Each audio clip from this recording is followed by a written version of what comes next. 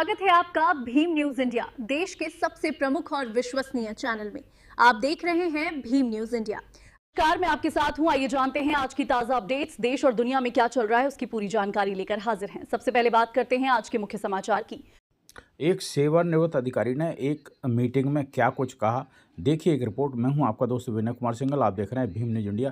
यदि आप हमारे चैनल पर नए हैं तो आपसे निवेदन है कि प्लीज़ हमारे चैनल को यूट्यूब पर सब्सक्राइब कीजिए। देखिए क्या कुछ कहा उन्होंने। पैक्ट होता है 1932 में पूना पैक्ट होता है और उसकी जड़ में से निकला है क्या? आरक्षण, जिस पर आप लोग खुश होते हैं। कोई खुश होने की बात नहीं है। हमें आज आरक्षण की जरूरत ही नहीं पड़ती अगर हमें सेपरेट इलेक्टेड मिल जाता। मताधिकार वो चीज है। तब बाबा साहब अम्बेडकर ने कहा इससे मैं बहुत खुश नहीं हूं, ये मैंने मजबूरी की वजह से इस पर कॉन्ट्रैक्ट पर साइन किया है। क्योंकि महात्मा गांधी ने मौसम्मी में से जूस निकाला है पूना पैक्ट में, और उस मौसम्मी का जूस तो अपने बच्चों को पिला दिया और जो छिलका बचा है वो हमारे बच्चों के मुंह पे मार दिया है। और हम उसको छिलके को चूस चूस करके आरक्षण को आज बहुत जिंदा खुश हो रहे हैं। बात नहीं है। जब माननीय काशीराम साहब ने कॉन्स्टिट्यूशनल कलम में ये कहा कि हम बैसाखियों के सहारे कब तक चलेंगे, जब हमारी दोनों टांगें सही हो जाएं तो हमें दौड़ना भी सीखना चाहिए, और अगर हमें आगे बढ़ना है तो दौड़ना पड़ेगा, हमें बैसाखियों के सहारे नहीं रहना पड़ेगा। तो उनसे कहा कि ये आरक्षण का विरोधी है काशीराम। उसने ये भी कहा था कि आरक्षण तुम ले लो। जो लोग आरक्षण का विरोध करते थे, काशीराम जी ने कहा कि आरक्षण तुम ले लो और बाकी चीजें तुम्हारे पास हैं वो हमें दे दो। जो तुम्हारे पास हैं वो हमें दे दो और हमारा आरक्षण तुम ले लो। अगर जो बहुत अच्छा है आरक्षण तुम ले लो। और आज काशीराम जी की बात बहुत सही साबित हुई। जब ईडब्ल्यूएस का आरक्षण लागू हुआ तो उन्होंने कहा यह सिर्फ सवर्णों का आरक्षण है। इस 10% के अंदर ना कोई शेड्यूल कास्ट घुस सकता है, ना कोई ओबीसी घुस सकता है, ना कोई दूसरा घुस सकता है। तो 10% भाई ये आरक्षण हुआ कि ईडब्ल्यूएस हुआ, ये तो बताओ। ये निखाला सवर्णों का 10% आरक्षण है, उसमें कोई भी नहीं घुस सकता। और आरक्षित वर्ग जो है, जिसका मुकदमा अभी राजस्थान कोर्ट से अभी हाई कोर्ट सुप्रीम कोर्ट में आया है, क्या है वो? उसने यही तो कहा था कि भाई जो जनरल मेरिट में आता है उसको दे दिया जगह। वो नहीं दे रहे थे। सुप्रीम कोर्ट ने कहा कि भाई जनरल तो जनरल ही है, जब मेरिट में आ रहा तो उसको दे दो, लेकिन नहीं देते। भाई तुम जनरल में जो 60-50% आरक्षण जो जगह है जनरल की उसमें भी नहीं दोगे, 10% ईडब्ल्यूएस में भी नहीं दोगे, तो तुम उसको खूंटे से बांध रहे हो भैंस के लिए, या किधर जाएगी? इसको चारा भी नहीं डाल ले तुम। तो भैया काय का जो भाईचारा है, काय का हिंदू चारा है, काय का मतलब जो समरसता है, ये तो बता दो। तो इसलिए ये मताधिकारी वो चीज है। बाबा साहब डॉक्टर अम्बेडकर ने कहा कि मैं इसलिए दे रहा हूं कि political power is the master key which can open each and every lock. यही वो चाबी है जिससे सभी दरवाजे खुल सकते हैं। अगर जो हिंदुत्व की रक्षा करने वाले बहुत ही महान हैं तो अभी इतने सालों से क्यों नहीं कर पाए? जब सत्ता मिली है तभी क्यों रक्षा हो रही है? ये सांस्कृतिक अगर विकास आपका हो सकता है तो सत्ता के बिना नहीं हो सकता। जब मुसलमानों का यहाँ पे हिस्सेदारी थी तो उनका विकास यहाँ पे हुआ।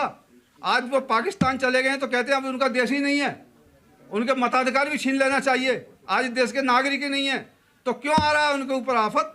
क्योंकि वो उनका जो है राजनीति में हिस्सेदारी लगभग भारत के अंदर खत्म हो चुकी है। उनके लिए कोई भी किसी तरह का संरक्षण भी यहाँ पर भारत में मिलने वाला नहीं है। तो सबसे ज़्यादा उनके लिए ये चिंता का विषय बन गया है। और दलितों के लिए भी, दलितों के लिए तो इसलिए नहीं है क्योंकि उनको तो हिंदू बना लिया है।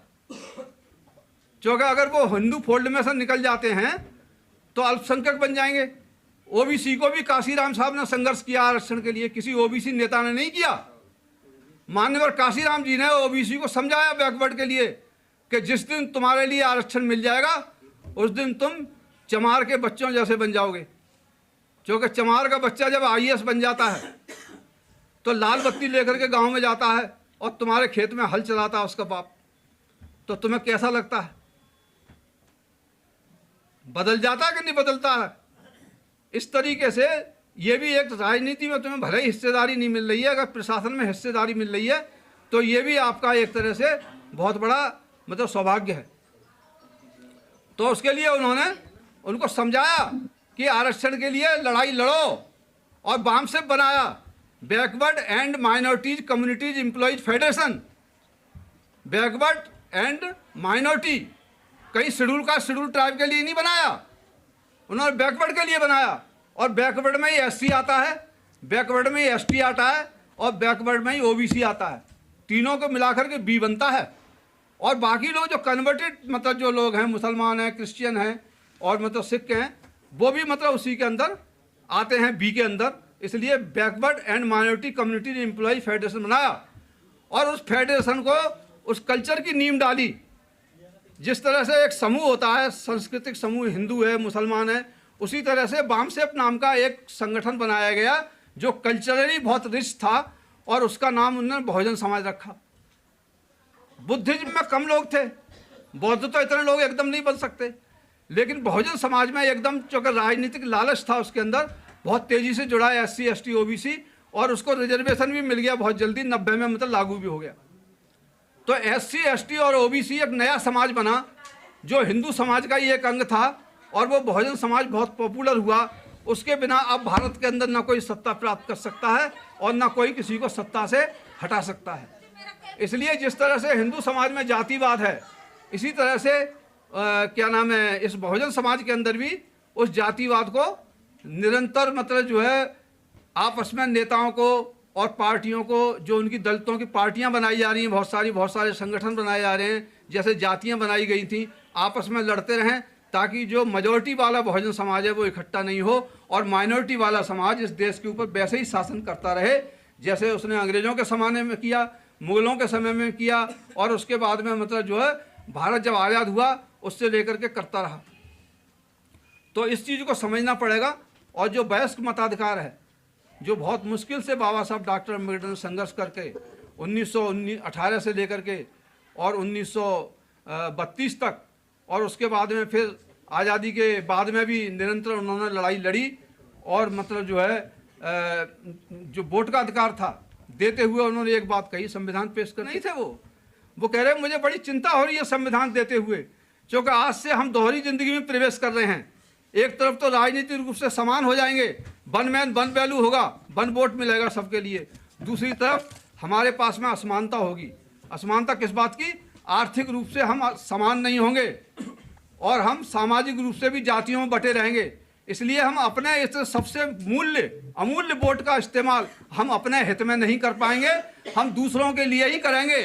जैसे हम मजदूर पैदा होते हैं, फिजिकली लेबर करते हैं, और एक पूंजीपति की फैक्ट्री में काम करके उसको मालदार बनाते हैं, एक जमींदार के खेत में करके उसको मालदार बनाते हैं, लेकिन खुद गरीब रहते हैं, अपने बच्चे को पढ़ाई नहीं पाते हैं। तो इसमें क्या हुआ, क्या परिवर्तन हुआ? को निरप होए हमें का हानि, चेरी छोर होए नहीं रानी। ऐसे के ऐसे पहले भी थे, आज भी बने हुए हैं। चंद आरक्षण के सहारे से जो लोग बन गए हैं वो अपने को तो बहुत ज़्यादा समझते हैं कि हम तो सरमाएदार बन गए, लेकिन उनकी जब ठुकाई होती है तो उनको पता लग जाता, तब फिर समाज याद आता है कि समाज हमारी कोई मदद नहीं कर रहा। तो इसलिए भैया अपने वोट का अधिकार जो है यही सबसे ज़्यादा है। अगर आपकी जनता 80 करोड़ आपकी आबादी है इस देश के अंदर, तो ज़्यादातर जो लोग हैं उसमें 80 करोड़ में भी मैं समझता हूँ 75 करोड़ तो यही लोग होंगे जो मताधिकार को ही सबसे बड़ी चीज़ समझते हैं। उनके पास ना धन है, ना दौलत है, कुछ भी नहीं है, अपना श्रम है, सिर्फ उसके सहारे जिंदा रहते हैं। और श्रमिकों को अगर आपको असली इस देश का मालिक बनाना है तो उनके मताधिकार के बारे में उनको बताना पड़ेगा, क्योंकि समझदार लोगों को इसलिए बुलाया जाता है, कम लोगों को, कि लेस मतलब जो पीपल होते हैं और मोर इफेक्ट पड़ता है। लेस पीपल मोर इफेक्ट, जो कम लोग होते हैं समझदार, वो ही उनके दम में ग्रास्पिंग पावर होती है, तो वो उसको समझते हैं। अगर ये चीज़ मैं सब्जी मंडी में जाकर बताऊं तो कौन समझेगा? अगर ये चीज़ मैं भैंस को बताऊं तो भैंस कैसे समझ जाएगी? अबोध लोग हैं वो तो अबोध लोगों को बोध बनाने के लिए जो बोध लोग हैं वो इस बात को समझें और वो अपनी मौज मस्ती को छोड़ें। अगर आपको 2 दिन की छुट्टी मिलती है एक वीक में, एक दिन अपनी बीवी को दें और टीवी को दें, बाकी समय आप समाज को दे दें, तो मैं समझता हूँ किसी पार्टी में जुड़ने की आपको ज़रूरत नहीं है। सिर्फ बाबा साहब डॉक्टर अम्बेडकर के वोट के राइट के बता दो और बाबा साहब डॉक्टर अम्बेडकर के धर्म के बारे में बता दो तो उनके पास अपनी राजनीतिक पावर आ जाएगी वोट के सहारे, और सांस्कृतिक शक्ति आ जाएगी बौद्ध धर्म के सहारे। यही दो ही चीज़ याद रखी हैं, बौद्ध धर्म और मताधिकार। मैं समझता हूँ आपको असली आज़ादी जब मिलेगी जब इन दोनों चीज़ों पे आप संघर्ष करेंगे। किसी संगठन की आपको ज़रूरत नहीं है, किसी पार्टी की ज़रूरत नहीं है।